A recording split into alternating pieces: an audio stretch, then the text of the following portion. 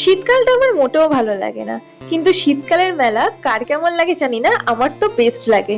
ওই জন্য বিশ্বজিৎ হঠাৎ করে শুক্রবার দিনকে বলল যে বাণীপুর মেলায় যাবি। আমরা তো সবাই এক পায়ে খাড়া, আর সবাই মিলে আমরা চলে গেছিলাম বাণীপুর মেলাতে।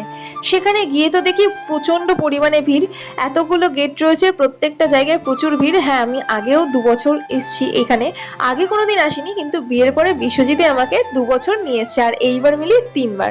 আর এই নাগরদোল্লার সামনে এত ভিড় কেন জানেন? এখানে খুব সুন্দর আলো ছিল, ওই জন্য সবাই ফটো তুলছিল। তো সবাই যখন ফটো তুলছে, তাহলে আমরা কেন বাদ যাবো? ওই জন্য আমরা অনেক ফটো এবং অনেকগুলো ভিডিও তুলে নিয়েছিলাম।